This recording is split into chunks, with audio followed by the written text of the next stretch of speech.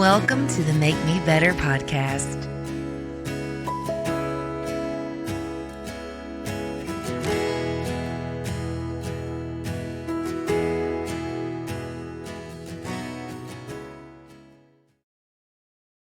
Hey, everybody, I'm Misty Rooks, and this is the Make Me Better podcast. Today, I get to talk to Jessica. Jessica Bowman lives in Dade County, and I'm going to let her tell you a little bit about herself and all of the things that she's involved in. I'm sure if you live in Trenton, you know her from Trenton Delivers. So I'm just going to let her introduce herself and kind of give us a quick little rundown of what all she's involved in the area. Hey, Jessica. Hi. Thank you for having me. Thank you for being here. My name is Jessica, and like she said, I run a service called Trenton Delivers. We connect the community with the local businesses in the area. We try to support the local businesses as much as we can, and we also do a lot of different things around the community, and we have like an eBay store, and we sell on Marketplace, and we have a sale that we put on every week uh for the town. And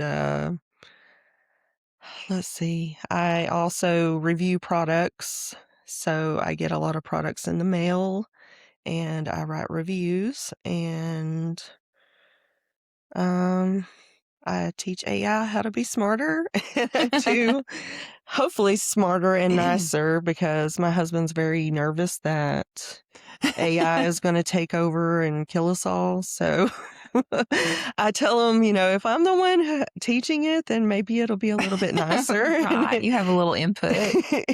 That it won't turn on us, hopefully, if I'm nice to it and teach it how to be nice. So yeah, we do a lot of stuff, and my husband and we've got a dog and 3 cats and 2 chickens, and we're currently empty nesters. So we're members at Piney Grove Church, and I think that's about it. Well, one thing, she's also an author. Oh, yeah. So we want to mention that for sure. We are going to talk about all of her books later at the end of the show that you can get. And I have the second one, and I read it recently, and we're going to talk about that once we get into her story. So I know your story from this book, In Case I Die. And so I know a little bit about how you got started doing all these things, and how your career changed, and then how you went through a season of just taking hit after hit after hit. So let's share that story now, just wherever you want to get started in it. Okay. Well, I used to be, when I first moved here, I was a growth manager for this woman that is a New York Times bestselling author. She has a podcast. She has about 5 or 6 different brands of things she does. She teaches women how to start online businesses and make 6 and 7 figures. She was just very, very hardworking, go-getter, dynamic woman, and I started as her social media manager and then grew into her growth manager, and it was a lot of fun. I really enjoyed doing it. We went all over. We went to Portland, we went to California, New York, Bolivia, Florida. We'd go to Florida every year to meet up, because it was a virtual team. So she had picked she picked the best people in America and Canada to work for her. Wow. And somehow I got it. I got in there somehow. I say it was like American Idol, because she had 150 applicants, and I went through round after round. It was like the top 12 and Hollywood Week and top 8. And got a golden ticket. And then at the end, there was just me. And I was so surprised, because it was such a long shot when I applied. I just thought I had no chance in the world, but I went for it, and I'm so glad I did. But it was a very time-consuming job. It really took all of you, and when we didn't have any children, it was great, because that was my main focus, and that's all I had to worry about. But then, in 2018, we became foster parents, and we got 1 little boy, and then we got a teenage boy, um, and the little boy stayed with us for 3 years, and the other boy stayed with us for about 6 months, but it wasn't a good fit, unfortunately. We really tried to make it a good fit, but it was just square peg in a round hole, I Mm. think, and he didn't want to be adopted. He wanted to stay in the system and age out of the system. Our other son we had for 3 years, and then it got to the point after COVID where he was gonna be going back to his parents or his mom, and, we were on track for adoption during COVID.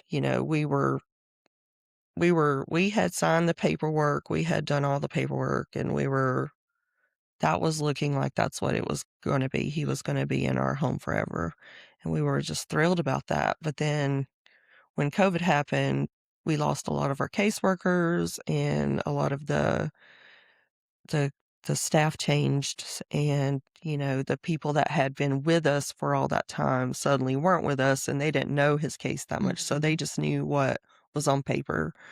And, when he got his accommodations for ADHD in school, they said, "Okay, well, that will follow him anywhere, so he can go back to his mom." And so it was like a really slow burn. We knew it was coming, but it was coming very slowly. And, before that, it had been every 6 weeks, 6 weeks to 6 weeks. "Are you going home? Are you staying? Are you going home? Are you staying?" And it was always he was staying for 6 more weeks. So, I And can't that ima happened for 3 years? Yes, and I can't imagine what that must have done to him, because he would get his hopes up, Mhm. because he loved his mom. He didn't know the stuff she was going through, Mhm. really. He just knew that that was his mom and he loved her, and I mean, he loved us too. We tried to be like bonus parents, not replace his parents, but, the more time you spend with somebody, the closer you get, Yeah. and we were a close family. So, when when that started happening, I started getting these monster headaches, like, I would get them in my face, in my ears, in my eyes, in my nose, and it would just, like, my whole face would hurt, and it would just I couldn't do anything. Um, I would just basically just lay in bed because I couldn't do anything, and, my work started suffering. I wasn't being as good of a parent as I should have been. So I went to the doctor because I was like, "I think something's wrong. I don't know what's going on." And, the doctor was just like, "Well, what's your home life like right now?" And I told her about the job, and I told her about the kid and what was going on with that, and she was like, "Well, you can't quit being a foster parent right now, even though that's heading towards that. So you're gonna have to quit your job." And I was just like, "Oh," as if it were that easy. Yeah. I mean, I loved that job so much, but it was just getting to a point where suddenly social media didn't feel so important anymore, and making millions of dollars didn't feel so important anymore because we were losing our child, and my husband and I started fighting a lot. I don't know that we, like, blamed each other for what was going on, but it definitely put a wedge between us, and we had a significant storm, and, um, we almost didn't make it. We when our child left, we almost didn't make it. we were considering just being like, "Okay, well, let's just go our separate ways too because we're not getting along. It's not like how it used to be. It's we're trying, but it's not." We did a couple study at church, and we were thinking, "Oh, man, we're great at being a couple. We're better than these other couples because we spend all this time together, and other couples don't, and, like, they don't even know each other that well, and, like, we know each other very well." But then it just got to this point, like, we had some friends at that time, parent friends, and they let's say they weren't on team Joey and Jessica. They when there was a thought that we might not make it, they were on board with that. So then we were getting pulled in these different directions. His friends were pulling him this way, and my friends were pulling me this way. Now, my real friends, my friends that I've had since high school, my two best girlfriends, they were 100% Team Joey and Jessica. They were like, "You guys are gonna be fine. It's gonna be alright. Just hang in there." But these other friends, they weren't on board, and, one group, they just kinda dropped us whenever we didn't have a kid anymore, Oh. because we couldn't be parent friends anymore, so they were just like, "Well, you're not our friends anymore." And the other group, they were kind of into, like I didn't know this at the time until later, but, like, they were into an alternative lifestyle that they wanted us to be part of, and I was not gonna be Mhm. part of that. Mm. Um, so we lost a lot of our parent friends during that time too, so we're grieving our child, Mhm. grieving our marriage, grieving the loss of our friends, and just feeling so alone, you know? I just felt very alone, and, um, then it wasn't but it was that in July of 2021 is when our son left, and July is when my uncle went to the doctor to see about some kind of mole or something, and it turned out he had stage 4 skin cancer. Oh, wow. So by September, he was gone, and, um, that whole time, my husband and I were barely speaking to each other at all between July and September, and I had him he came with me to his visitation, and we just had this talk, and I was like, "Look, I know we are not doing good right now." Um, and I had stopped working for my job, which, I made very good money at, and I started working at Jefferson's for $2.13 an hour. And it was such a change. It was the exact opposite of what I had been doing. It was just like, physical on my feet, running around. I lost a lot of weight, but I didn't have to think so much about all the stuff that was going Mhm. on. I just had to think about, double dip wings and sweet teas and stuff like that. Yeah, just the next order. Just the next order, don't screw up the order. And, I think that was good for me just because I was just running that whole time, and then when I would go home, I would start writing because if it's in me and I'm not a kind of person that likes to be sad, Mhm.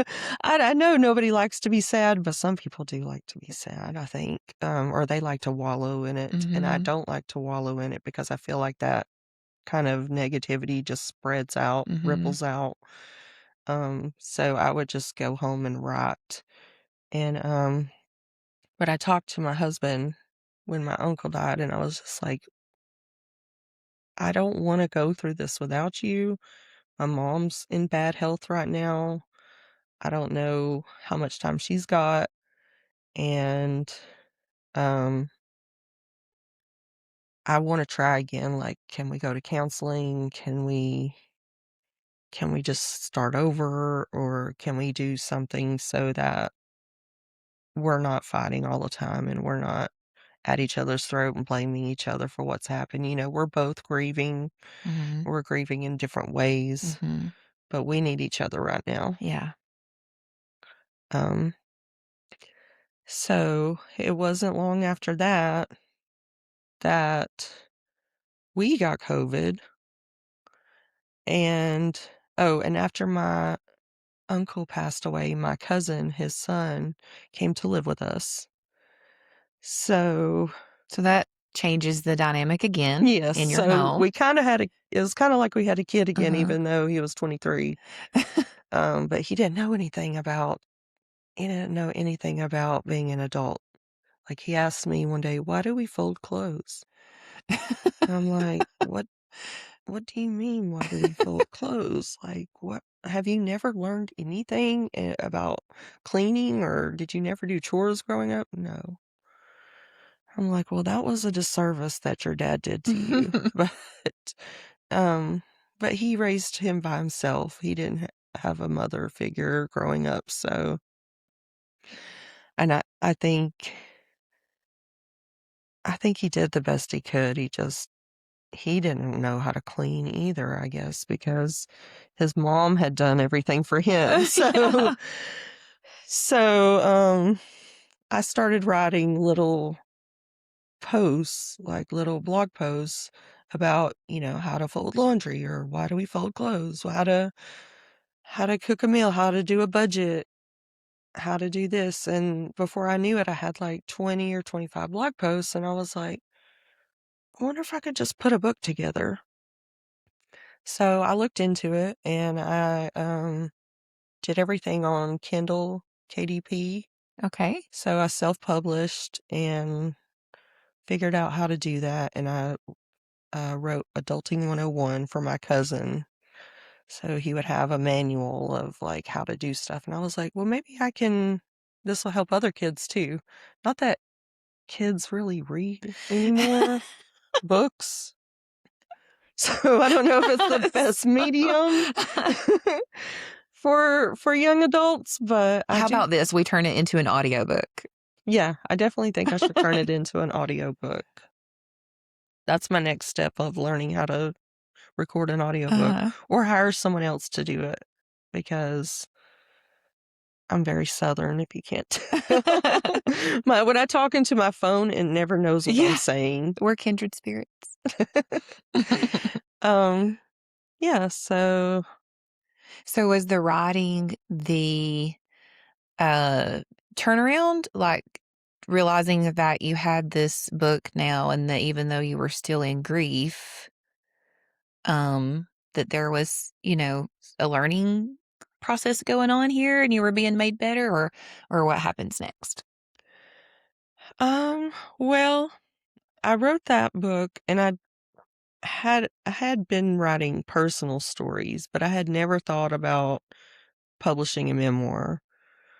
I mean, I always wanted to, but I just didn't. I had that voice in my head of like, who do you think you are? Why would anybody care about your story? Right. Kind of thing. Mhm. So, when we got COVID, my mom went into the hospital at the same time. So we missed going to see her for that first week because we were all sick, the three of us, my cousin and Joey and me. And the day that we went to go see her is the last day she was there. And she said, I'm coming home. I I can't do this dialysis multiple times a day, or however often it was. She was just like, I just want to go home and go home, if you know what I mean. And we're like, okay, but you're supposed to live forever and annoy us till we die. Like, she was she was a different kind of mom, like she was really funny, but she was very bossy and could be controlling. So Like, that's one reason I thought I would never publish a memoir, because I was like, I'll never hear the end of it. She'll make fun of everything I say. Um, I used to write for the school paper, and I had said something like, I listen to music 24/7. And oh my gosh, I didn't hear the end of that for years. 24/7, 24/7. Like, everybody says that now, but I guess Right. then people didn't say that much. But she came home and we all went to her house and spent several days with her. Um, I spent at least 3 days with just her and my Jima, and which is my grandma, and we really bonded. I mean, in some ways, it was like that's the closest I've ever been to my mom was that week. And I think you probably read in the book about us singing Meatloaf together, Yeah. That was great. which is probably my favorite memory ever of my mom and me now, because we just belted it out. And my Gima was like, I think you're better when she got done singing. And then it wasn't just a couple of days after that. She had her birthday and we had a big party for her. And the next day she passed away on her day after her 59th birthday. Oh, She was so young. yeah. Um, and then my husband lost his dad. My mom passed in July. He passed in April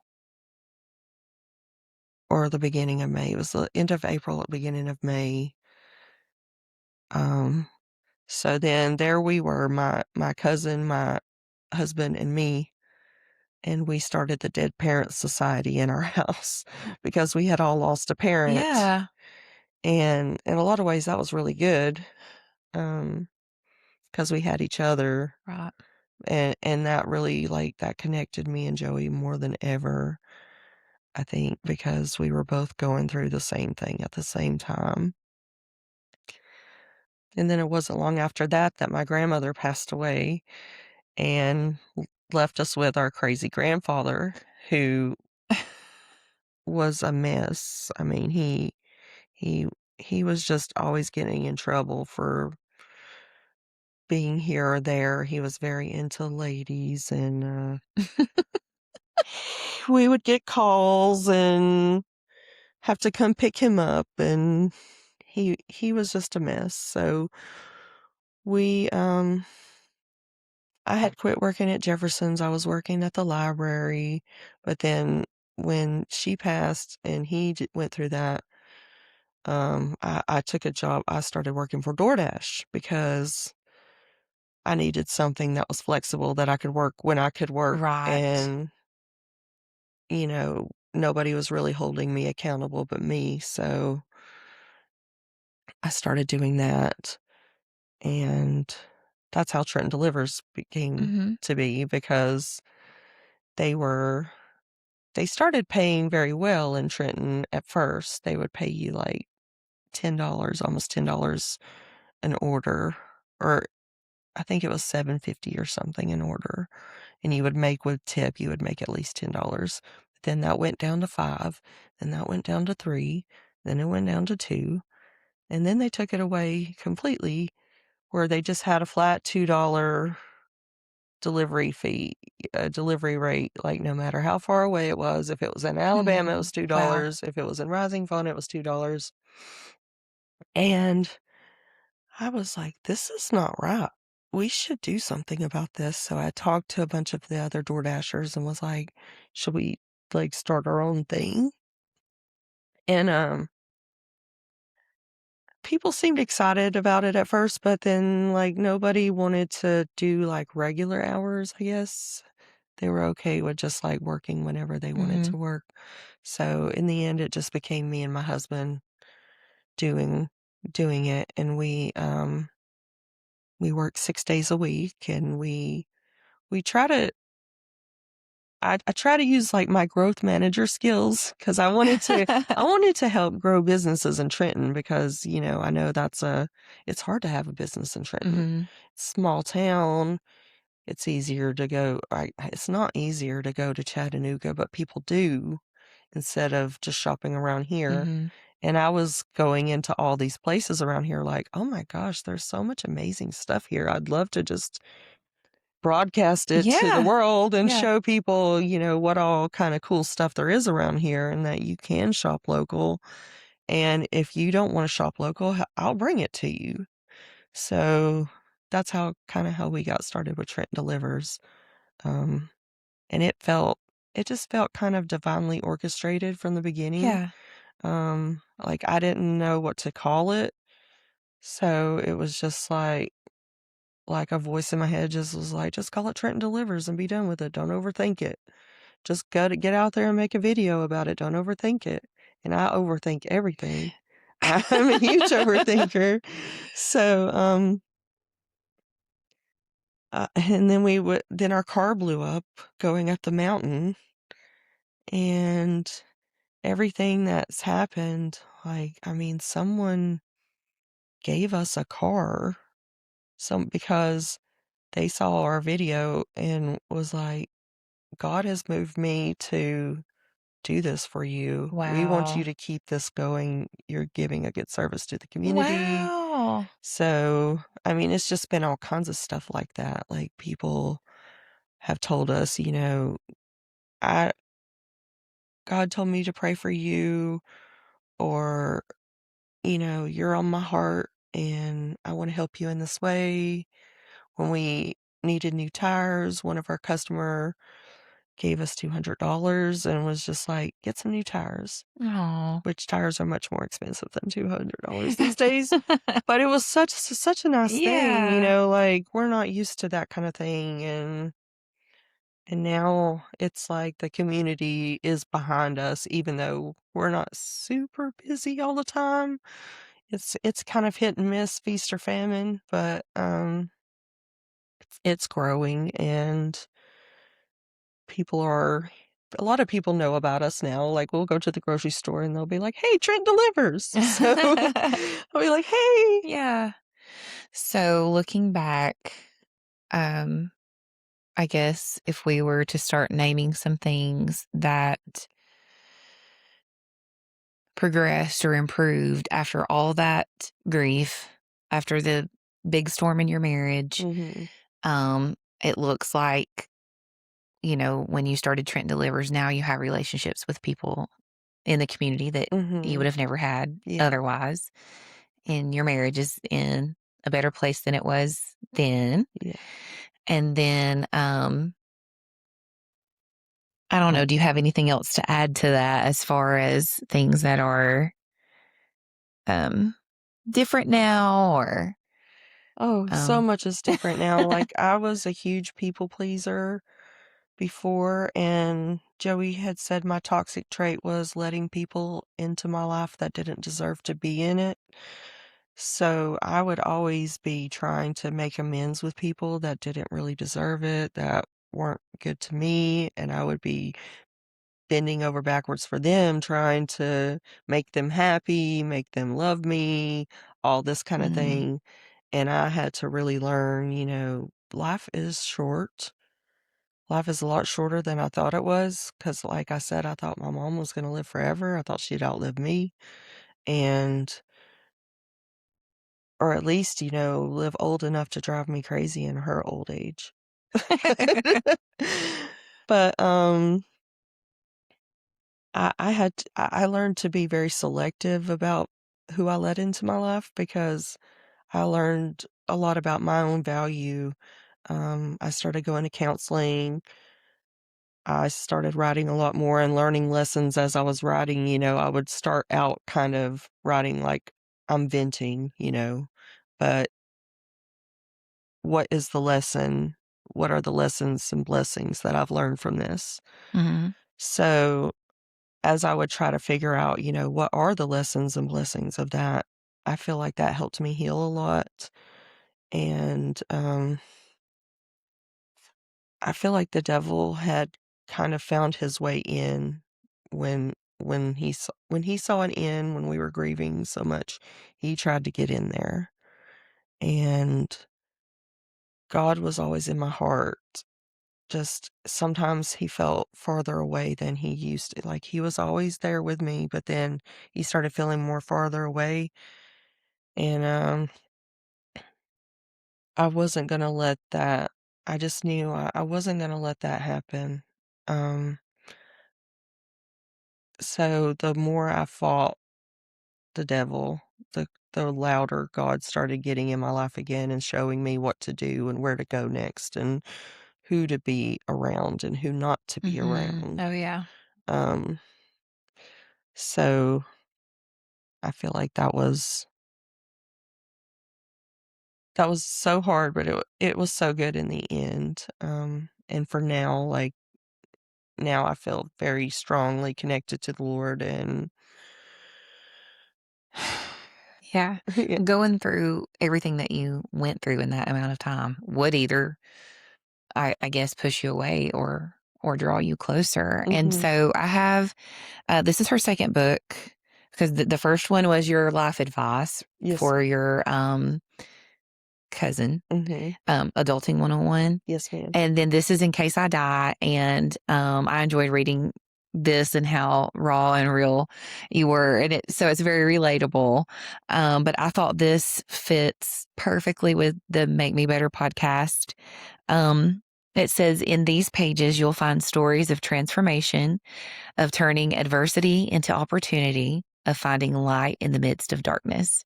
You'll discover the wisdom gleaned from past experiences, the practical tools for navigating life's challenges, and the unwavering belief in the human capacity for growth and renewal.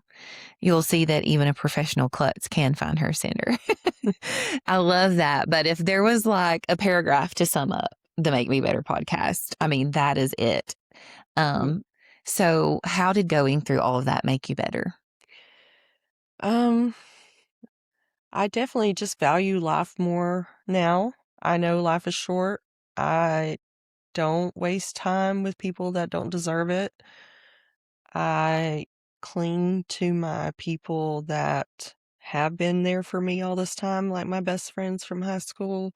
I have a better relationship with them. I have a better relationship with my sisters because, they also lost family members.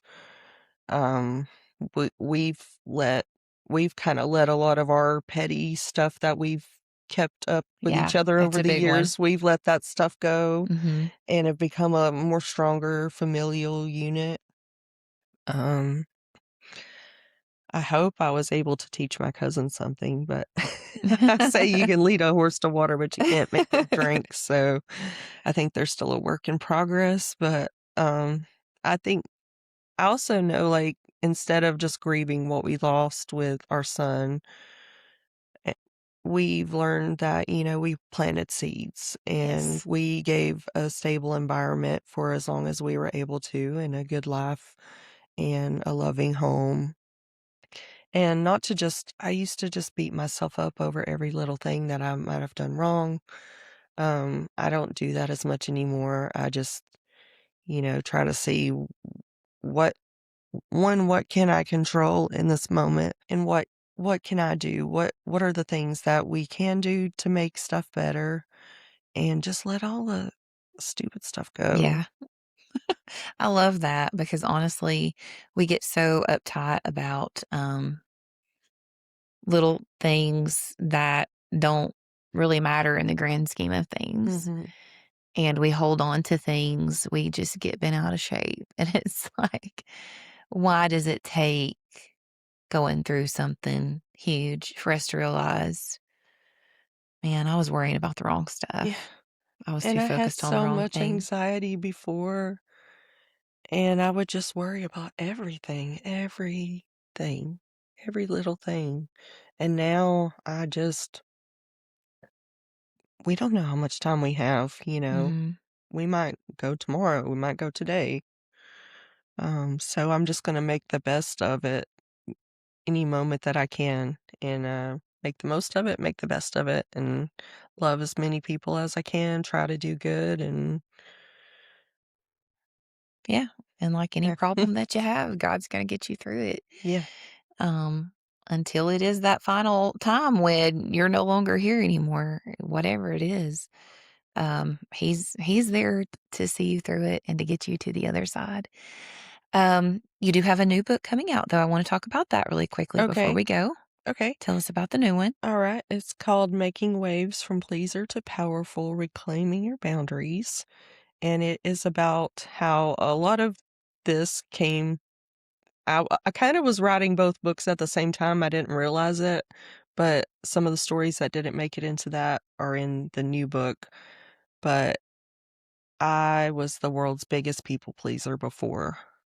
And that's another thing that's made me better now is I don't care as much now, which I say turning 40 helps with that. Yeah, When you yeah. turn 40, you suddenly just don't care as much about what people think.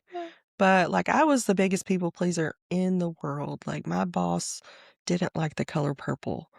I love the color purple. I wear purple and pink and teal as much as possible, but she didn't like the color purple, so I, like, eliminated it from my wardrobe and threw out everything I had that was purple and did not look at the color purple for 5 years because I didn't want to trigger her or upset her or make her not like me somehow because I was wearing purple. Yeah. Like, that's how big of a people pleaser I was. Yeah. And if somebody was having a bad day, I would take it very personally and, like, think it was my responsibility to make them happy. And I would, like, run around doing a monkey dance, leaving presents on people's porches. And I still leave presents on people's porches, but now I don't take it personally, like, if it doesn't help them have a good day. I just want them to feel loved by me and know that somebody's there, thinking about them. But if they are like, this is stupid, then that's okay. So, um, a lot of the stories are just stories of different ways that I have done not just people pleasing, but like having to break out of things. So there's just a lot of different stories in there. Hopefully they're relatable to other people. If you're a people pleaser, hopefully it helps you learn that there's certain ways you can cause conflict and make waves without causing conflict, without like you don't have to rock the boat to rock the boat, if that makes sense. Yeah. Um So, what about ordering? Can anybody watching order, or do they need to be local so they can pick it up? No, we do have them available locally. That they are at McBride's bookstore and the Cornerstone Gallery and Gifts at the Courthouse.